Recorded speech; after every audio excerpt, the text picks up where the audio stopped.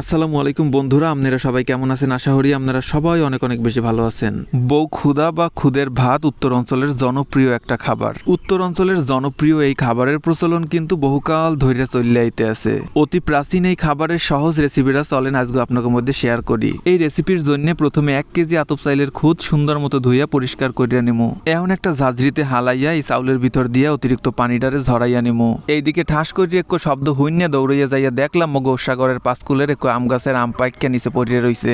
এইদিকে মোর মায় বউ খুদ রান্দার জন্য একটু পাইলের মধ্যে প্রথমে দিয়ে দিয়েছে কত্থানি তেল, আর এই তেলের মধ্যে দিয়ে দিতে আছে দারচিনি আর এলাইচ। হেয়ার পর এর মধ্যে দিয়ে দিয়েছে দুগ্গা হুগনা মরিচ আর দুগ্গা তেজপাতা। লাইটে সাইডে এইগুলার একটু সময় ভাজার পর এখন এর মধ্যে দিয়ে দিতে হইবে 1 কাপ পেঁয়াজ কুচি। হেয়ার লগে লগে দিয়ে দিতে হইবে 8-9টা কাঁচামরিচ। কাঁচামরিচ গুলার একটু ফাইরিয়া দিতে হইবে। এখন আবারও এইগুলার একটু সময় ভাজা নিমু। কিছুক্ষণ ভাজার পর এখন এর মধ্যে দিয়ে দেবো 1 চা চামচ আদা রসুন বাটা।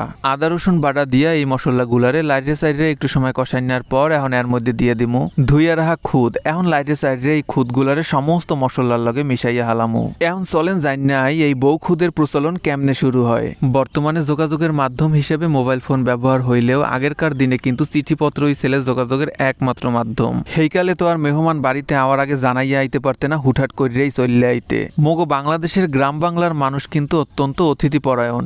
বাড়িতে হঠাৎ করিয়া মেহমান চলে আইলে যে খাবার রান্না করা থাকতো হেয়াই খাওয়াইনা হইতো মেহমানগো খাওয়াইনার পর বাড়ির বউগো খাওয়ার জন্য কোনো খাবারই অবশিষ্ট থাকতো না। এইদিকে মোর মায় কিন্তু এর মধ্যে স্বাদ মতো লবণ দিয়ে দিছে। তখন অল্প সময়ের মধ্যে বউগো খিদা নিবারণের জন্য খুদ দিয়ে রান্না করা হইতো এই বউ ক্ষুদা মানে হইতেছে যাইয়া বউয়ের ক্ষুদা নিবারণের জন্য যে খাবার রান্না হয় তাই খুদ দিয়ে রান্না করা হয় দেখে কোনো অঞ্চলের মানুষ এইটারে বউ খুদ কয়। বউ ক্ষুদা, বউ খুদ, বউয়া বা খুদের ভাত যে নামে হোক না কেন এই খাবারটা কিন্তু অল্প সময় রান্না করা হইলেও খাইতে কিন্তু বেমালা টেস্টি। এখন এর মধ্যে অল্প পরিমাণে হলুদ দিয়ে আবারও খুন্তি দিয়া ঘুইডা সমস্ত হলুদ হানিরে সমস্ত খুদের ভাতের লগে মিশাইয়া দিতে আছে। এখন এই খুদের ভাত ফুডাইনার জন্য এর মধ্যে ঢালিয়া দিতে হইবে পরিমাণ মতো গরম পানি। এই খুদগুলা যাতে সুন্দর মতো ফোড়ে সেই জন্য কিন্তু এর মধ্যে অবশ্যই গরম পানি ব্যবহার করতে হইবে। এই এর মধ্যে পরিমাণ মতো গরম পানি দিয়া হালকা একটা ঘোড়া দিয়া এই খুদগুলা যাতে ভালো মতো ফোড়ে সেই জন্য হড়া দিয়া ঢাইকা রাখতে হইবে।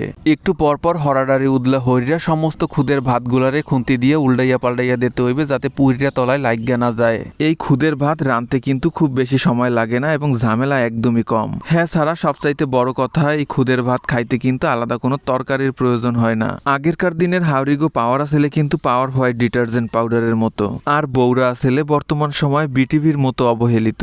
রান্না বাড়া সহ বাড়ির সমস্ত কাজকর্ম বউগো দিয়া করাই না হইলেও খাওয়া জড়তে কিন্তু সবার শেষে সবাইরে খাওয়াই নেওয়ার পর যদি খাবার অবশিষ্ট থাকতে হেলে বউয়ের কপালে জড়তে, আর যদি না থাকতে হেলে জড়তে এই খুদের ভাত।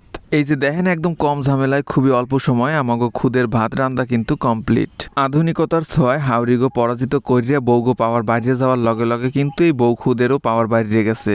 এক সময়ের অবহেলিত এই খাবার বর্তমান সময়ে উত্তরবঙ্গের জনপ্রিয় খাবারের মধ্যে একটা।